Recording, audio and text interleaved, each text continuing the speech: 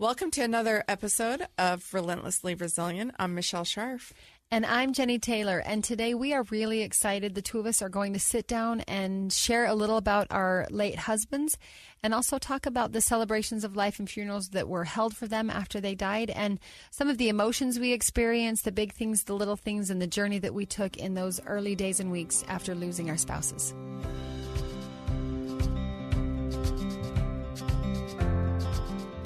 Welcome to another episode of Relentlessly Resilient, where real people share real-life experiences and the tools they've developed to move forward and live their best life. I'm Michelle Scharf. And I am Jennie Taylor. And Michelle and I are here today, first of all, to thank you for listening to this podcast adventure of ours. We have had so much fun getting to know each other a little better, but also getting to know those of you that have been willing to share your stories. I know I see resilience in other people far before I see it in myself, and to hear other people's stories of how they've risen above or had the courage and determination to take one step at a time, it's helped me so much in my perspective and my own determination to live my best life, just like you just said. So Michelle and I want to take a few minutes today. We do not have a visiting guest. We're just going to share a few of our own thoughts about some of the unexpected milestones and effects of grief that maybe we hadn't seen before both of our husbands died. So things like the physical nature of grief, things like the date on the calendar at the 1 week mark, 1 month mark, 1 year, first birthdays, first holidays, first Christmases. You know, right now we're getting into the height of that holiday season, and the holidays are a wonderfully magical time. And the holidays are really, really hard when you're grieving, when you're facing that loss and particularly missing that special person in your life and everything that goes with that. So, Michelle, I don't know, what's your experience been? You're how many months into being here without John now? Almost 28. 28, but who's counting, right? Yeah. That's one of the things We're getting mentioned. close. Yeah. It's, yeah. So, you know, it is interesting. I've said this before. I'm not sure if it was on the podcast or not. However, we've done so many interviews at this point. I'm not sure at what point it came up. But you know, I really thought that I had grieved John because he was sick for 22 months. So a little bit different than your experience. So wait a sec. Pause for a second because those numbers jump out at me. I'm kind of a numbers junkie. You're almost 28 months after his passing. Yeah. But you had 22 months of knowing his passing was coming. Yep. So let's do a quick math. You're at 50 months. Yeah. That's a very long time for your grief process beyond just the date of burial. In a similar but kind of different way, I look at that with mine. You know, my husband passed away about 2 years ago, but he deployed about 3 years ago. And so But we didn't know he was dying. I didn't anticipate grieving Brent with Brent because I was 100% sure he was coming back. So talk a little bit about grieving John's passing with John and then how you still had to grieve after he was gone. Yeah. So, you know, you get that doctor gives you the diagnosis and somehow you don't want to believe it. You don't want to accept it. There's that denial period. And then you start to realize that this is imminent, but it is for all of us. But you still are holding out for that miracle, you know? And then you get the doctor and he writes you a 6 months, you know, expectancy. And that becomes very real. And they're just guessing. They don't really know, you know? We were given 6 months, like, about 8 or 9 months. I'd have to go back and look through notes, but and of course he was with us much longer than that. But at the very end, they sent us home it was our second anniversary that we had celebrated since getting the diagnosis, and they sent us home, and they said, you know, it's going to be within the next 6 months. And I remember looking at everybody in that room and their faces, and I'm really skilled at really reading people, unfortunately. And that's a lot to read in that room. It was a lot to read, but there was this one medical assistant nurse that was very close, just fell in love with my husband.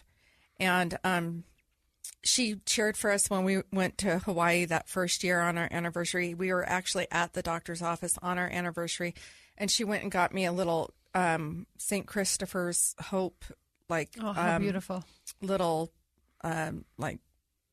token, and some Dove bars and some water. And she's like, happy anniversary. She gave us both a set of those things and said happy anniversary to us. And then we had completed our meeting, our appointment, and we had seen everybody. And when we walked out, she had turned around and she was going to go to probably another room or something, and saw my husband and I walking out. And she walked up to him, and he and her just embraced. And I saw the tears just flow. And I thought, oh, man, this isn't 6 months. It's not 6 months. And how long was it? It was like 3 weeks. Oh, wow.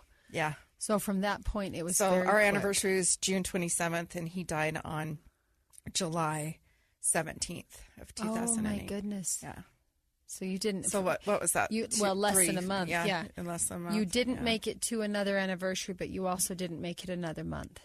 So you grieved with him knowing he's dying. Can you talk a little bit about that? I will admit that concept is foreign to me. I see the horror and the trauma and the sorrow and the sadness of burying a spouse, but I didn't know I had to bury him till the minute he was dead. Right. I didn't anticipate that. I didn't have to worry about that. I didn't have to agonize over that. Can you...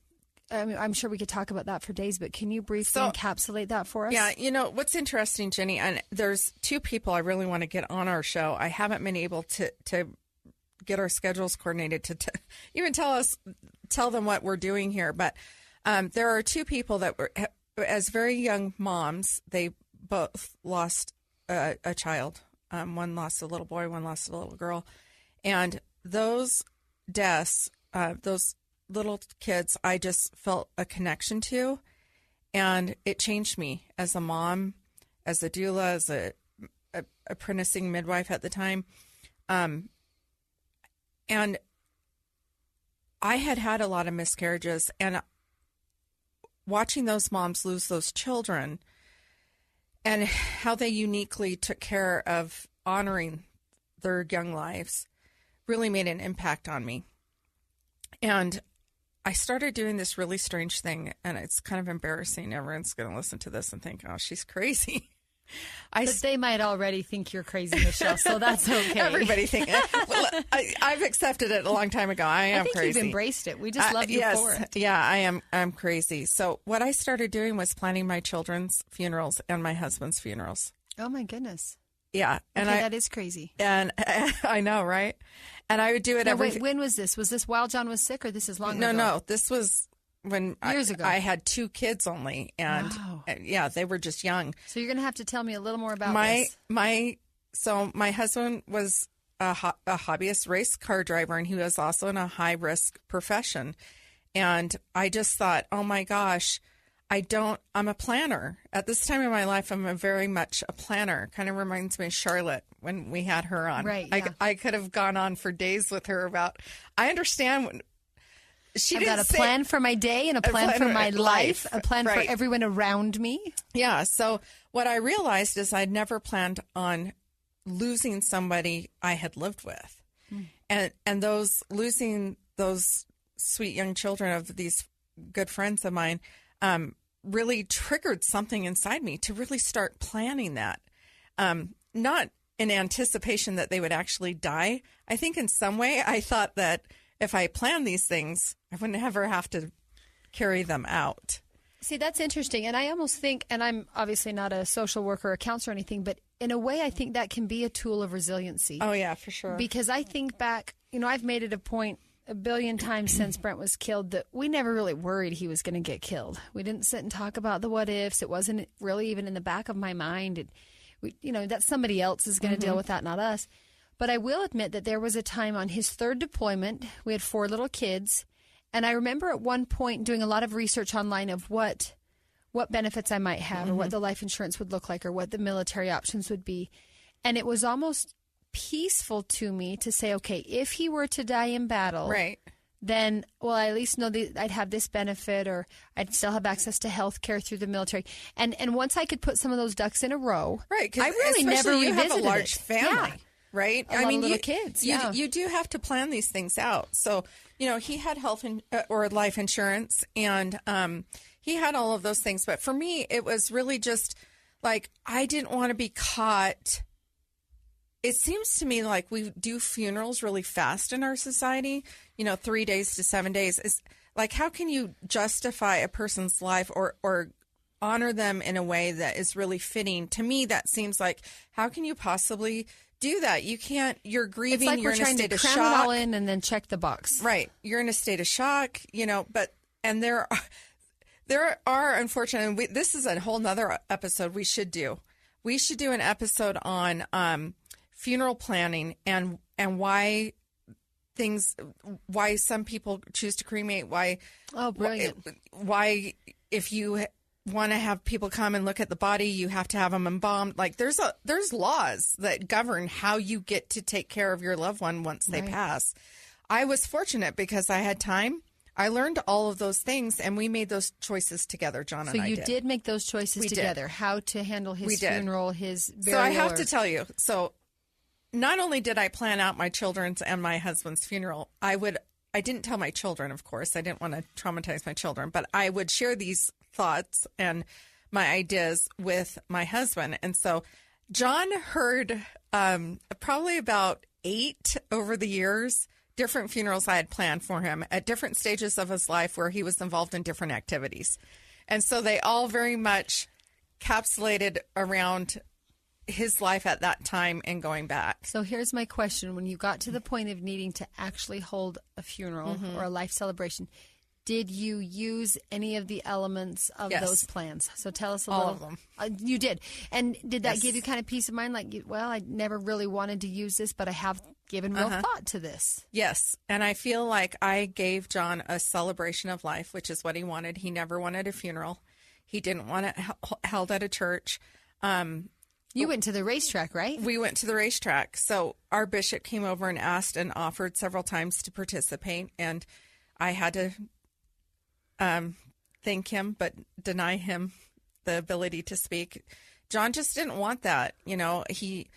Some funerals you go to, it seems like there's this like segment where it's like hellfire and brimstone. You need to repent, and this is going to get you to the next life, and like everyone here needs this message because somebody here might die too. And John hated that. He's like, John hated going to funerals. That's such a great summary of a funeral, right? That's so awesome. It's true, though. Yeah. I mean, that happens in a lot of them. John just didn't like that. And John also had, he was an active member of the church. We weren't super active at the time that he passed away, but he had a testimony, and his testimony was very sweet and simple. He's like, look, we're supposed to love one another, and we're supposed to treat our fellow man with kindness and goodness. That was it. And really, like, wouldn't we all be better off if we actually lived that? Yes. And he was better off because he did live that. So tell us how this celebration of life, this funeral that you planned that was not a typical funeral, are you happy with it? When you look back and see kind of how it unfolded, do you feel like that was a fitting celebration for him? Yes. There were things that happened that nobody knew, and so people didn't. So my husband had some quirky behaviors. He ate ice cream with a fork. I understand this is a thing. So you were both crazy. Well, he was definitely crazy, just in a much different way than I am. We balanced our crazy. So and this is funny. I've actually talked about this with some people, and they're like, oh, yeah, I eat my ice cream with a fork, too. So we'll ask all of our listeners, if you hear this episode, go to our Facebook page and tell us, do you eat your ice cream with a fork? So I wanted to call it Team John. Yeah. And Team Michelle would be the spoon. So would Team Brent and Jennie. Because I need to get all of that I'm not melted. wasting a drop. Exactly. I'm not wasting a drop. Exactly right. So anyway, he from the time that I met him, he's always eaten his ice cream with a fork. I thought it was the most ridiculous thing I'd ever seen. He ate it so fast, though, there was never any melted anything in that bowl. I don't care how big he scooped it either. So I wanted to do ice cream. That was going to be complicated. So I switched from doing the ice cream, and we were going to do churros. And the day of, the churro machine broke. Oh, of course. So we didn't get the churros either. And I want to think. So these are some of the things you weren't super happy with at the celebration. Yeah, but overall, you felt like it was So those are like minor details, right? Okay. But here's the beautiful thing that happened. So I called the racetrack and I'm like, look, we want this room. We want the I can't even remember what they call it now, but it's like a winner's room where they have like all of these past. For all the second place winners? Yeah. For all of these past. I feel bad for saying that. No, John was a strong second place. Hey, man, if I'm at the Olympics and get silver, I'm running with it. I know, but don't apologize for strong second. Okay, but Jennie, here's the truth of the matter. He also won first place in like world class. So this from cars that were also from England. So like he is a first and second place. He winner. is a first, second, and a third place finisher. He owns the podium. He does. So anyway, so the cool thing about it was I was waiting to hear back from them. Everyone's calling me saying, when is this going to be held? When is it going to be held? I get back the day and they're like, look, this is the only day we have available. And it was to use that room. But they wanted to let me know that unfortunately the track was going to be hot and it was their 24-hour race. And I'm like, this is so perfect. So a hot track means there's cars on it. There's cars on the track and they were running the whole 24 hours. So you're like, this is the most beautiful backdrop ever. Yes. So we did dinner above. There's a dining location area above the track where you can overlook the track. We did dinner for family and close friends that had traveled from out of town or out of country. We held a dinner up there, and then we all went downstairs and joined everyone who was gathering in that large room. And the whole time the track was hot. Awesome. And so, you know, the men were going out there and just staring and just watching. And some of these men had the privilege of John taking them around the track in his car. And they were just like, he's here. Like this couldn't have come together more perfectly, that this track is live right now, you know? So beautiful. And so that happened and it was absolutely perfect. I hired a wonderful florist to do flowers, and I chose sunflowers. Poppies were his favorite, the orange California poppy. We're both from California. We love that plant, but it wasn't available in July readily and very expensive.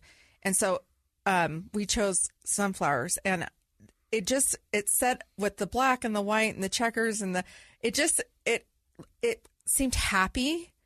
It seemed like a celebration. There was light. It was a celebration of his life. Yeah, it was a celebration. And so from the flowers to the hot track, we had his best friend speak. We had one of the young boys that was close to our family talk about how crazy and wild John was and the memories that he had. And my husband was crazy. Like, he was certifiable. Like, I thought he was building one of our first little girls. He'd spent months building this dollhouse. And I thought he was building it for our daughter the whole time. He never said anything. I just assumed, and he never said anything to me. Well, 4th of July comes and he hauls it out into the middle of the street, and this thing is filled up with crushed road flares. Oh, no. And all kinds of fireworks and and it burnt a hole in our street in our neighborhood where so it literally created up the dollhouse yes. for the 4th of July. I thought he was making it for our daughter. Was your daughter there to watch it go up in flames? Yes, but she was like 2. She really, I don't think she would have understood. But not quite traumatized by it? Not quite traumatized by it, but I couldn't believe it. I mean, those are the crazy things he did. Yeah. So you've got this beautiful celebration of life happening. You've been planning it, it sounds like, for decades. Yeah. At least pieces of. I have to tell you, when I did tell him his funeral plans, that 7 or 8 times that I'd already planned his funerals before, he would always cry. And he's like, those are so beautiful. I don't deserve something that wonderful. I'm like, this is how I think. It actually ended up being kind of a cool thing between us because he was always so just surprised by the time and thought that I would put into these things. So I have to tell you, when we knew he was dying, he told me, he said, these are some things I want some people to talk. I don't want to hear the rest of it. It's for you. I already know you're going to do an amazing job. So he actually didn't know. And it actually really came together after he died. So, really? Just everything really started just coming into place. So beautiful. And just taking shape. I wish I'd known you then and could have been there to celebrate that with the cars flipping around the track, and I would have grabbed ice cream with a fork on my way home. Maybe I'll do that today in his honor. All right, Michelle, we're going to take a quick break, and when we come back, we are going to compare and contrast your husband's celebration of life to my husband's very traditional funeral. Yes. and it will be a beautiful thing. So we'll be right back. Welcome back. I'm Michelle Sharf. We're here with Jennie Taylor. It's just Jennie and I today, just talking about the joys of funerals. You must know, if you're a widow of an unexpected loss, if you can sit in a room and tell stories about your husband's funeral and laugh and cry. We can do both. Yeah. We can have the tissues ready and be laughing so hard it hurts. But it's a great friendship we share, and I'm glad to be in this studio with you today. Michelle, it was fun for me to learn about your husband's celebration of life. I obviously wasn't there. I didn't know you, but it's in fact that celebration of life is what connects us, because it was at the time of that celebration of life that my husband, who was a social media friend of yours, had hiked to the top of a mountain in Afghanistan with a flag, a picture of John, and sent it to you saying, hey, wish I could be there at this celebration. He would have loved the racetrack. Would have been so fun. Yeah. And yet he couldn't be there because of his deployment, so he hiked that flag for you. So that celebration is what connects us. Yeah, it is. But you know what? It's also interesting for me because as I learned so much about Brent from you and hear his stories and the mini farm and this and that, whatever, they had so much in common. They would have gotten a kick out of each other. You think so? You think they would have been good friends? Oh, they would have been good friends. 100%. My husband was raised on a farm, raised chickens, loved to garden. Work in the dirt. Oh, Brent would not call it gardening. He was a farmer. He was a gentleman farmer. That's why we call it the mini farm and not a garden. Although it is like an acre, so that's way too big to be a garden. Yeah. But he... You know, and I love hearing these stories where I'm getting to know John better and his quirky side, like ice cream with a fork. And Brent did love Cold Stone. I will tell you, it's definitely anytime I see or taste Cold Stone, and I think of him. But what was his favorite flavor? He got the same thing every time. Every time. Cake batter, ice cream, the sweet cream with cookie dough. But here's what's the funny thing about him. We would go to Cold Stone for years. We were married 15 years. We'd go to Cold Stone whenever we went. Every time, he'd get the little sample spoons and try like 20 different flavors, just in case. And every time, he'd get cake batter sweet cream with cookie dough. I'm like, what? But just in case he might have wanted to change it up, he sampled them. That's interesting. But, you know, that's Brent's personality. He was very traditional, very old-fashioned. When we were first dating and we'd go out to eat at a restaurant, he'd get a cheeseburger and fries every time. Yeah. The meat, the bun, and the cheese. That's it. Nothing else. He doesn't want any kind of sauces. He doesn't want vegetables. If we ever went to a political luncheon or dinner later in his career, you know, they'd serve the salad, and if it had any kind of dressing or fancy stuff, he'd kind of like slide it to me. And he was a meat and potatoes kind of guy. But John was as well. But, you know, I have to tell you, John's favorite ice cream, he's so basic. I mean, men are so simple, right? I mean, they really are. All men are simple. And we're so complicated. 100%. We are what make life difficult. I'm not sure I ever got the same kind of ice cream at Cold Stone twice in my whole life. Right. Not twice. So. Right? Exactly. John's favorite was either mint chocolate chip or vanilla. Oh, there you go. Yeah. Which you can always find, mint chocolate chip or vanilla. Right. That's easy to please.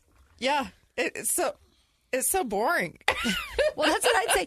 Here's this man I'm dating. He's getting a cheeseburger and fries everywhere we go.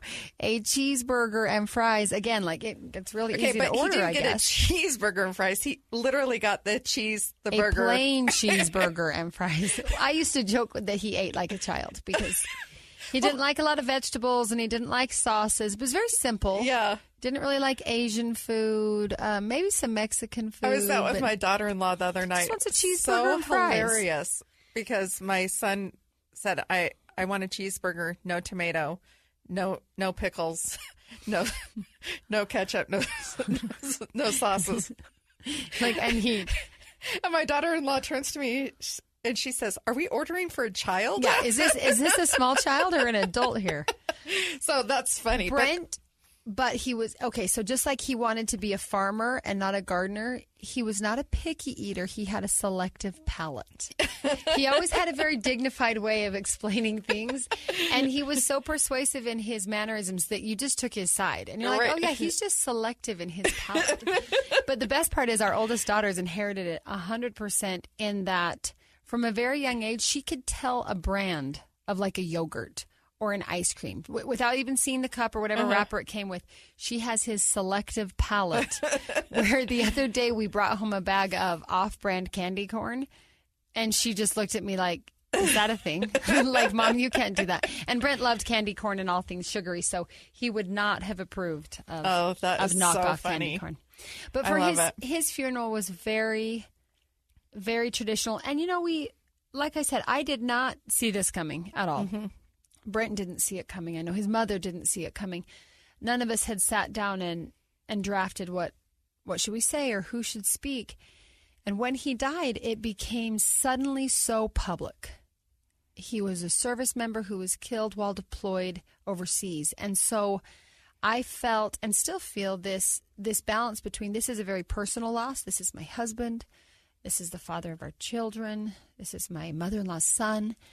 But also, this is also an American soldier who, even if I didn't know him personally, if a neighbor in my community had died in Afghanistan, that would have hurt me. Mm-hmm. Or when you hear something on the news where a service member is killed or a police officer, and it's kind of like they belong to all of us, that public good, where it hurts me when I hear of a perfect stranger in uniform giving his life for me, and I've never met his family. And this was even before my husband died. So it came with this shock factor on the personal side, but also kind of what to me felt a responsibility to let the public be a part of this. And my husband became not just one soldier, one fallen service member, but symbolic of literally hundreds of thousands who have died for freedom. Absolutely. I remember this happening, and I was so shocked. For one, I found out word at my husband's father's funeral, which was so crazy. Like, how can that be? And it was also 3 months to the day that he was killed in action that he had flown that flag for me. So the numbers just, for whatever reason, it just is like, it sticks with me. Yeah. So then I've gone through everything that I've gone through. I've become aware of you and your situation. And I'm watching this all unfold. I have to say, from an outsider, I was horrified for you. I was horrified for you. I was horrified for your children. It was so big and so huge. And there was a camera everywhere. It felt like constantly I'd log on to Facebook or social media, news, whatever. I mean, it was just everywhere. And I thought, this poor woman, she's just lost her spouse. And like you say, I had time. There's no way to plan for this. No, and early on, I remember having an impression. I feel like it was God speaking to me. You could call it intuition, whatever. I remember it coming very clearly a thought in my mind: this first year is not mine. This first year is not mine. This first year is the public's. This first year is this community that's lost this service member. Now, Brent was a National Guardsman. We don't live on a base. I've never lived on a base. We've never PCS'd across the country on orders. He's gone all over the world on orders. But my kids go to school at a normal school. We go to church in a neighborhood full of mostly civilians. Most of our close family, friends, and associates don't know a lot of other military members because we live in a time where less than 1% of America serves in the armed services. Yeah. And I don't even know what that statistic is in Utah, but I bet it's even less because we don't have a giant Fort Knox. We have Hill Air Force Base, which is big, but a lot of Hill Air Force Base is civilian contractors in terms of boots in a uniform. And so when Brent died, and where he'd been involved in politics and he'd been involved in business and he'd kind of had this network, a spider web of interactions with a lot of people, he was the first personal connection a lot of people in our community had to a combat death, had to a killed in action. And so it was kind of the slap in the face of, hey, this isn't just somebody in a textbook or on the news story. This is that guy down the street. This is the guy that gets the same thing at Cold Stone every time I'm behind him in line or whatever. And so I just remember very early on thinking this first year isn't mine. And that mindset helped me because there were the moments when I would feel myself being worn down or maybe even bitter, like everybody else is saying how sad they are. He's gone, yeah, well, it's my husband. Right. It's my kid's dad, and you get kind of that bitterness in addition to the grief. But I would just remember those words, this first year is not mine. And so we went to a lot of ceremonies and we went to a lot of military things, and people who'd worked with Brent politically reached out, and we as a family tried to make ourselves as available to them as we could. And I'll admit, we made a very conscious choice to make ourselves available to the media. Not that I called them and invited them over by any means, but Brent, when he was in elected office, he worked a lot with the media. And his viewpoint of it was, they're going to tell the story anyway. Do you want to have your voice heard in what they say? And he would do that with a controversial issue in the city or a budget matter during council. And sometimes political officials kind of shy away from the news because they're not sure what spin they'll take or how people will receive the article or if they'll read the whole thing or just a headline. But Brent embraced it. And I think a lot like Alexander Hamilton. He made his way in American history by writing, by communicating. In those days, it was the Federalist Papers and essays and pamphlets. Well, in our day, it's media and social media. Right. And so I knew that wasn't out of character for Brent. And I knew, because it was this very public nature of his death, they were going to talk about Brent Taylor. They were going to talk about his family. They're going to talk about how they thought we were grieving and handling things. And I just thought, if they're going to talk about us, they might as well talk to us. And if you want to know how we're doing or what I think of his service or what I think he would think of what's happened now, come closer to the source. So it was a very conscious decision, kind of from that prompting in my mind that first year wasn't ours anyway. I just remember so many meetings, so many times you were like flown to D.C., put up on a pedestal, chaired on I think it was a State of the Union address at one point. Congressman Bishop had you. It was a whirlwind. It was a whirlwind, and I would see this all going on, and as a woman who was still early in her grief. Yeah, we're only a couple months apart. Yeah, only a couple months apart. I'm thinking, this is so unfair. This is cruel. This is absolutely cruel. Like, I was traumatized for you. Watching it. I really was. I appreciate that. And at the same time, I feel as if I was carried through it. Yeah. I mean, I look back now. So we are right now at 2 years. I look back at that first year and I can feel the moment when I feel like I kind of took off the mantle of the public grief and the public ceremonies. And it was right after the 1 year mark. And I went to another ceremony and we did some things. And I remember leaving that meeting. It'd been almost exactly a year to the date of the funeral. And I remember kind of collapsing at home going, okay, now this is our turn.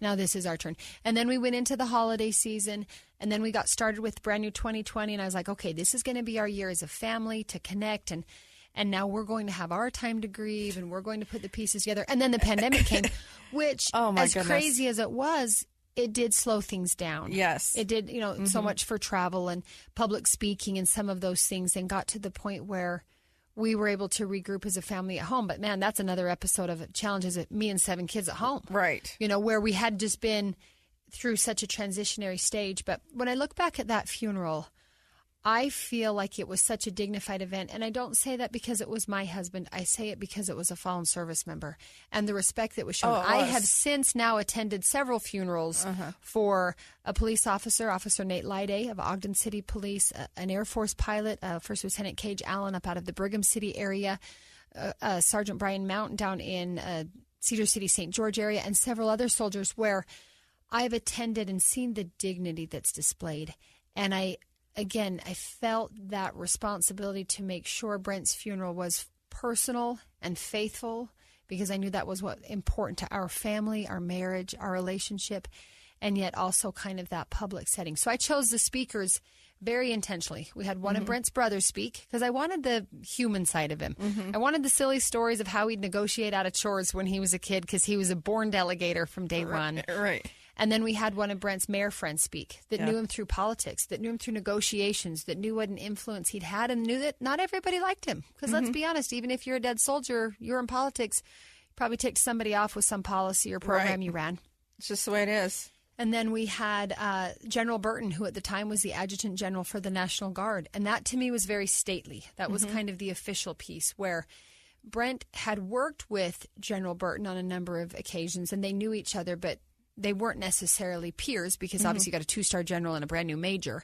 But the dignity that he spoke, not just on behalf of Brent as a soldier, but fallen soldiers in general. And then the final speaker was from the Church of Jesus Christ of Latter-day Saints, one of their quorum of the 70, who happened to have been my mission president when I was a young church missionary. I didn't know that. Yeah.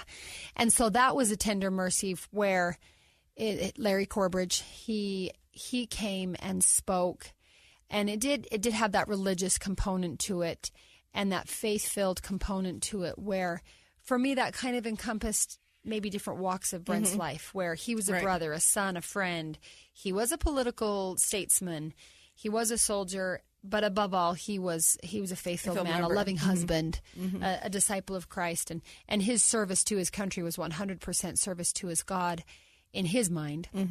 But it was very stately. It was held at the Weber State Basketball Arena, where people could come and visit, and it was beautiful. It was beautiful, and the thing is, I can say that not just as the wife, but like I said, that whole first year was just such a blur. Now, 2 years out, sometimes I'll find a photo or a YouTube video somebody made or news coverage of it that I'd forgotten about, and I'll look at that like out-of-body experience and say, that was a beautiful celebration of a soldier's service to his country. And man, that would make like such a great, inspiring, patriotic movie. And then it's like a punch in the stomach to think, yeah, but I'd have to be like the leading role. Yeah. You know, so there's that dichotomy of, I love America. Brent loved America. I promise you he loved his country more than he loved me. He knew I love this country more than I love him. That's what drew us together, because we're total nerds like that. But to see the dignity on display, not just for Brent Taylor, the man, but for the person in uniform. And to me, it just represented hundreds of years. You talk about numbers. Here's a good one. I love numbers. I told you that at the beginning. From the date of Brent's death to the following 4th of July was 243 days. And it had been 243 years from the signing of the Declaration of Independence. So you tell me about your numbers, people. I gave a lot of the speeches I gave in the first that first year. Again, I spoke at a lot of things and attended a lot of events, and I'd always try to tie it into if it was D-Day, or if it was the anniversary of Gettysburg, or if it was, some other thing, Pearl Harbor Day. I would always try to tie it into the relevance, again, to make it bigger than just Brent and my story. Right. This is the American service members' families' story, which unfortunately is hundreds of thousands of people. Right. But I would look at numbers and how many weeks. And like one time I gave a speech about 77 weeks ago, a play on the Gettysburg Address. And I remember realizing that at the 4th of July, 2019 was the 243rd anniversary from the signing of the Declaration of Independence in 1776. And it was 243 days. I was like, oh my gosh, this man is everywhere.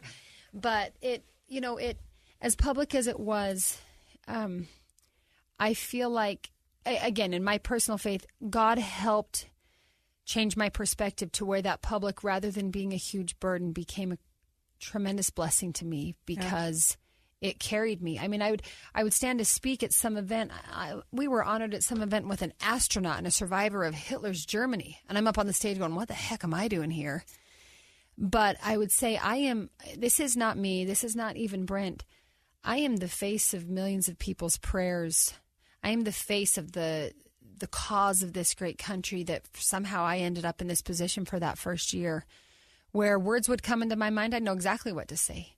And sometimes I'd sit down and say, like, did you record that? Because that was really good. Yeah. And I know it wasn't me, because I'd sit down to try to write it out. I'd be like, nothing. But I could feel the spirit of America, the prayers of American people. You know, sometimes when someone dies and we want to help that person grieve, we think, oh, I can't really do anything. We'll say, I'll pray for you, or I'll think of you. I believe in the power of those thoughts and prayers. I do too. When someone says, November 3rd, every year, I know Brent's family and friends and associates are thinking of him. I feel that. I feel the vibe, the karma, the spirit, whatever you want to call it. And so don't underestimate what your I have a variety of thoughts friends. Can do. Yeah, I have a variety of friends in my sphere, atheist, spiritual people that light candles, don't pray, whatever. Yeah, just all over. All over. The church I grew up in, they had found out about John, and I had actually dated this guy when we were kids, and he reached out to me and said, I heard about your husband. I'm really sorry. Our church would like to pray for you. And so I had churches from California praying for us. People were following me on my Facebook feed because I was very open about this process. And when I would struggle, I'd put out a prayer request. Yeah. And I will tell you, within minutes. You could feel it. I could feel it. The same. I would start seeing those likes hit up, or hearts, or people commenting, I am praying for you right now, or I have lit a candle, or I have you in my thoughts. I'm sending you wishes. I'm sending energy. I'm sending love. I'm sending whatever your power is. And I believe all of it matters, and I think 100%. It all works. 100%. And I think you just pointed out an incredible piece of resiliency is recognizing how asking for help is resilience. Yeah. For you. And I'd done that before, even before Brent died. When I got overwhelmed during the deployment, I would have him post something like an announcement of something he's doing, or just checking in from Afghanistan, because I knew that his checking in on Facebook from Afghanistan would remind people that he's still in Afghanistan, which would remind them that I'm home alone with 7 kids. And I knew they would think of us and pray for us. And I would feel that. Yeah. And so the resiliency, I think sometimes we mistakenly think, for me to be resilient, I have to be so strong I don't need anybody else. Yeah. Versus the real resilience, the real strength is saying, I know I need someone else's thoughts, prayers, karma, whatever. Yeah. I know I need to ask for help. I know I need to be vulnerable enough to say, I hate doing this right now. Yeah. This is so hard. It was so important for me, because I would get to that point where I'm like, I can't, like, this is scary, or he's really not well right now. And if something doesn't shift, we're going to be in the hospital, or he's going to go now. And I would put out, kind of a version of what was going on and say, I really could use prayers. Please just pray for us. And within minutes, I literally felt courage, inspiration. Sometimes it was like, try a banana. We later on found out he was low on potassium, and we needed to bump his potassium. Are you kidding? No. And you just had that impression. I'm talking real inspiration because of something that I put out in a request for a prayer, and it came back in a way that I was able to get a moment of clarity or insight that I didn't have before. Oh my gosh, I love that. So call it God, call it spirit, and how simple whatever. The solution was eat a banana. And I think sometimes that's how our prayers or our thoughts for other people are answered. It's the little things. So if you are listening and you know someone who is grieving or hurting or facing something hard, don't underestimate the power of the little things, dropping off a card, sending a text, giving a call, praying for someone, keeping them in your thoughts and in your mind. Don't underestimate how that power uplifts, because really as human beings, we're all connected. We're all connected. We're so distanced right now because of COVID. And I think as a Western culture, we're independent, we're self-reliant, we kind of do our own thing. We keep our own space, but our souls are connected. Yeah. We are interactive We beings. are balls of energy and light. That's what we really are. And why not be a good one? Yeah. You know, and a helpful one. And so we hope those of you who are listening will be willing to maybe share with us your stories. We know there are so many people out there who have faced so many different walks of life where they've had to be relentless in their efforts to be resilient. And it doesn't just happen when you bury someone you love. There's all kinds of hardships and trials out there. So we're just grateful, Michelle. I think I speak for both of us. Grateful for those of you who are listening, letting us share some of our thoughts and experiences. We look forward to hearing from you. We hope you'll go to our Facebook page, Relentlessly Resilient. Send us an email at rrpodcast@ksl.com. If you or someone you know has a real life story that you're willing to share, we want to talk to you. We want to share that. We want to be able to connect as humans and lift each other up. And remember, whatever you do, be kind. We have no idea what others are dealing with. Have a great day. See you guys.